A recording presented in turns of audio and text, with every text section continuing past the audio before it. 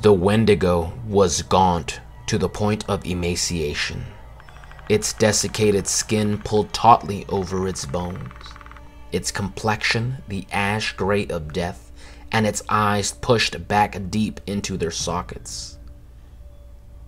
The Wendigo looked like a gaunt skeleton recently disinterred from the grave.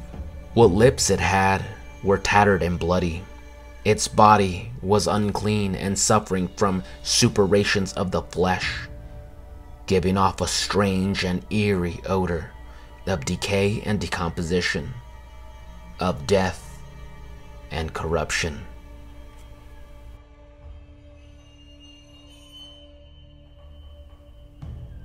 Hey everyone, James from Twin Engines of Destruction, and today I want to ask a very interesting question that's been on my mind since I first saw the Prey film and I got to see the beautiful feral predator because he's such a great design, and I've been wondering if perhaps the feral predator from that film ended up influencing Native American legends and folklore such as the Wendigo and perhaps the Skinwalker, creatures like that. Now, going back since the very first Predator film in 1987, Anna the captive, she mentioned that there are legends in her village about these things, about the predators, and nobody really comprehending what these things are or where they're from or what they're here to do. Of course, they would make legends, they would whisper about these things, these boogeymen. So to quote Anna, she says, "When I was little, we found a man. He looked like butchered. The old women in the village crossed themselves and whispered crazy things, strange things. El diablo cazador de hombres." We began finding our man. We found them sometimes without their skin, and sometimes much, much worse.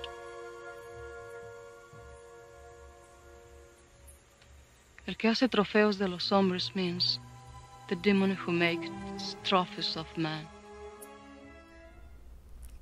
Now in Predator 2, Harrigan speaks to King Willie, and King Willie, a Jamaican, believes that this thing is a demon, a spirit from the other side, and he mentions that to Harrigan. So all throughout history, we know that these predators have been coming to Earth and subtly influencing us. You know, whether you want to consider the AVP films and, you know, directly giving a hand to humanity in terms of building pyramids and technology, or, you know, if you don't even count that, just their hunts and their brief appearances, the experiences that people have, of course, would be whispered through time. So first, what is a Wendigo? A Wendigo is described as being a mythological creature or evil spirit which originates from the folklore of Plains and Great Lakes natives as well as some First Nations. This creature may appear as a monster with some human characteristics or as a spirit who has possessed a human being and made them monstrous. It is historically associated with cannibalism, murder, insatiable greed, and the cultural taboos against such behaviors.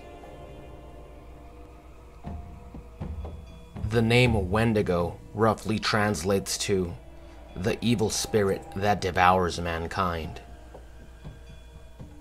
Now, when we look at a Wendigo, at the very least a pop culture depiction of one, we see a very similar look to what feral predator would look like. A very tall and skinny, almost gaunt creature with very little in terms of clothing or equipment. Now, not only would Naru eventually speak of her ordeal, her battle with this mysterious creature, but she also did bring the severed head of the predator to her tribe, so most members would have at least gotten a glimpse at this otherworldly entity's face. And through their lack of understanding of what this thing was, they would have deduced that it was a spirit or a demon, justifying its features as just similar to what we see a lot of descriptions of Wendigos being, with tattered lips and deep-seated eyes in their sockets. One thing that's different is the antlers, but we can make a justification that perhaps they were trying to describe these dreadlocks, but through the passing of the story through the centuries, it would have been misconstrued and lost, and of course the antlers took their place. Now, a common description of a Wendigo is said, Wendigos are apparently master hunters, and at times they are said to turn invisible. They are also said to know their territory extremely well and can catch their prey very quickly. Apparently, they can control the weather with black magic. They are able to mimic voices, which lures its victims who believe they are responding to a friend or a family member. Sound familiar? Help.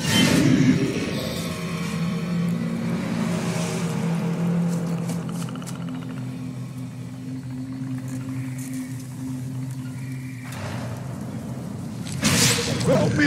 Help me! It's a trap. It's a trap.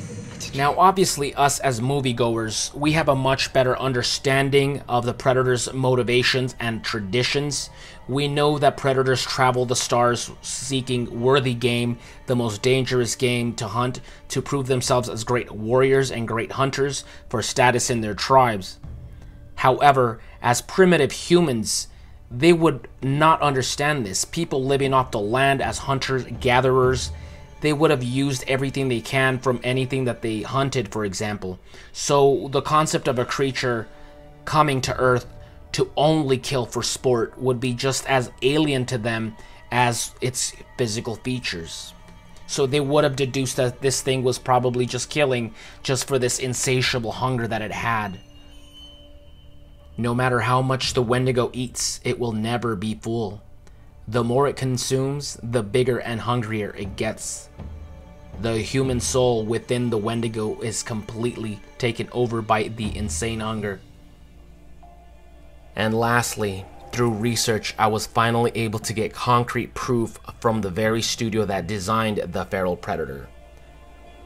So in a new interview with IndieWire, Studio ADI co-founder Alec Gillis describes the design process. He states, Dan, the director, brought parameters of likes and dislikes, and initially one of the notes said that he wanted this predator to elicit more horror.